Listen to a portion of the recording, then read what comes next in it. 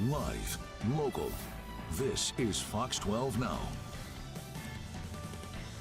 Hello, everyone. This is Fox 12 Now. I'm Greg Nibbler. As always, we appreciate you joining us. We are live streaming here out of the Fox 12 Oregon newsroom, which is what you see behind me. And we go throughout the day. We cover a wide range of topics starting at 1 p.m.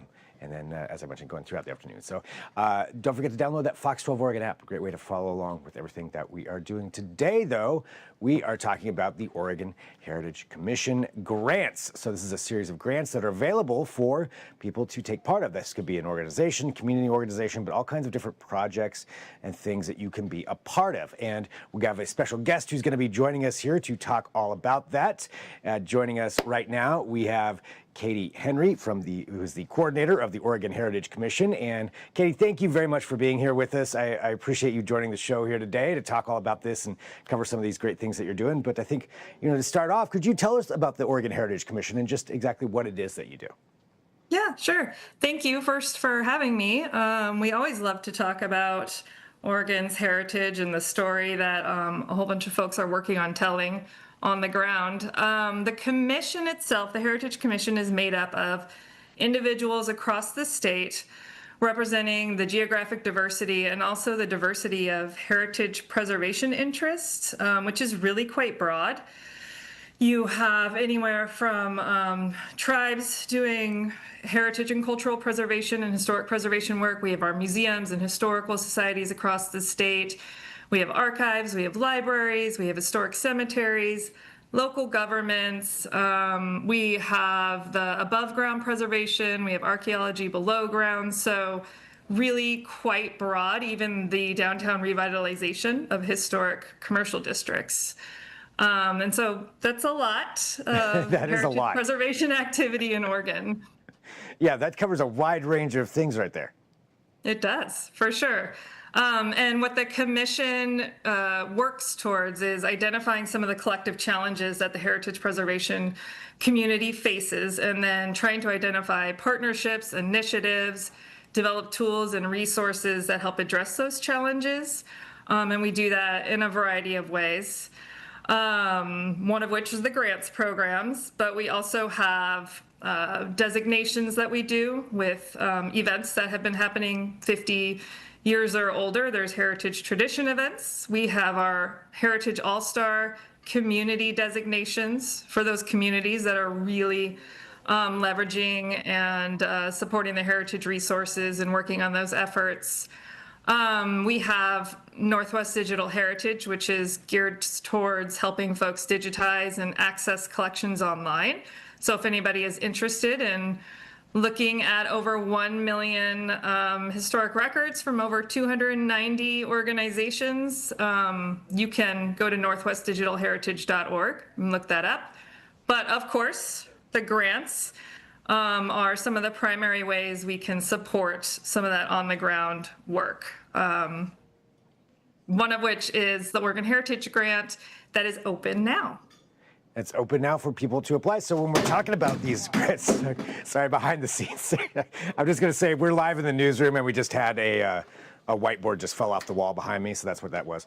If that came through with the microphone, in case anybody ever wonders if we're live, that is our proof right there. So anyway, nobody got hurt, I can see.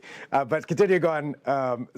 So talking about the Oregon Heritage Commission grant. So when you talk about finding different organizations to work with, so can you talk to us just a little bit about that, about who comes to you for these grants and who are these different organizations and projects? Yeah, for the Heritage Grant, it's really our broadest grant.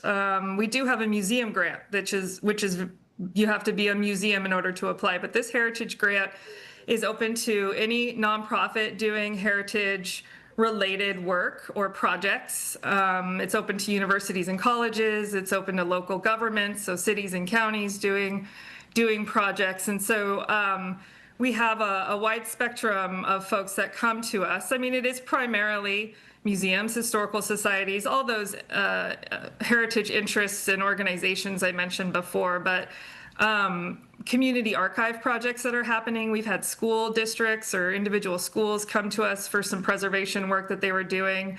So it's really it's one of the best parts of this job is to see where all these efforts are taking place and how they're all connected and in part of that fabric of Oregon's story and all the different entities doing that work. Yeah, weaving it all together and just seeing what these different stories are that people want told too, to preserve that history and that culture. Can you tell us just a little bit more about how the grant works for people that do apply, and what some of these funds are that they could actually acquire through that? Yeah, so there are different projects that folks apply for, and they could be preservation, digitization, they can be oral history projects, they can be interpretive projects, education activities, public events that organizations are doing. They could be performances, planning efforts, and more. And the range of funds for the projects, typically folks ask within the range of $3,000 to $20,000. We, in 2023, funded 33 projects, and we have a total of $380,000 to give out for these for this particular grant program. Some of the examples of projects are, for example, in 2023, Albany Regional Museum digitized and made accessible their collection online. We often get some newspaper digitization projects, which in 2023, the City of Dayton and the Checo Library in Brookings worked with the University of Oregon Historic Digital Newspaper Project to digitize some of their historic newspapers for local history research. We have Linfield College is an example from 2023 that developed an exhibit on Emily Loveridge, who was a nurse educator who founded and led the first nursing school in the Pacific Northwest in 1890. We have Vanport Mosaic, who developed an audio tour in Portland, Japanese Museum of Oregon, who did traveling kits for education across the state. There are buildings, restoration work that has been done, such as Mark Prairie Historical Society, a range of projects. It makes it very difficult for the process, but we also, I just want to say, our grants coordinator does a great job of being available to provide technical assistance for those applying. There's a webinar on August 19th. If anyone's interested in learning about the grant system and the process, and get some tips and resources for how to apply. So there is help available, which we want to decrease barriers as much as possible for that. I mean, it's great, and it's, as you mentioned, having that access to somebody just to talk to about this and work through, these different projects. I mean, those are all pretty great ones that you just mentioned right there, and this is all something that people from all around the state can apply for. I mean, when it comes to an organization like this, when it comes to this heritage, how important is it for these grants and just the commission in general to preserve some of that history and the cultural touch points that go on there around the entire state? I mean, it's incredibly important. I just, a lot of these efforts are volunteer-led efforts too, and all those entities doing that work on the ground, and have limited resources, limited capacity. So grants like this are really important catalysts for some of these projects to be able to do that work and preserve these stories is really a way for the community to make sure that heritage is preserved, and the value of the work is important, and these resources are just going to continue to disappear. They're at risk. So being able to have funds to support these projects and preserve them is important. Yeah, it's our history, and that digital archive right there too that we were just showing. I love that place. I've gone there myself. You can follow down that rabbit hole very easily, learning about all kinds of different things. So if you just be prepared. No, but it's such a great place, to go to see some of this history, and preserving more and more of it is so incredibly valuable. So for, and I know for organizations too, there's also a special training that's coming up, from what I understand, or someplace that people can go to get some of their questions answered. Yes, the webinar on August 19th will be a point, but any time, if you go to OregonHeritage.org and look at the grant guidelines, any questions that come up, you can feel free to email or call staff to help. It's not a one and done shot on August 19th. Yeah, so not just then, just one other extra thing there that you could do there. And what is the deadline for the grant applications? It's October 2nd, so a couple months away. Yeah. So you got some time to figure it out and work that out. And as you mentioned, contact you all and get some answers to your questions if people have them out there for all these different organizations and projects. And man, it's really cool. Anything else that you think is important for people to know?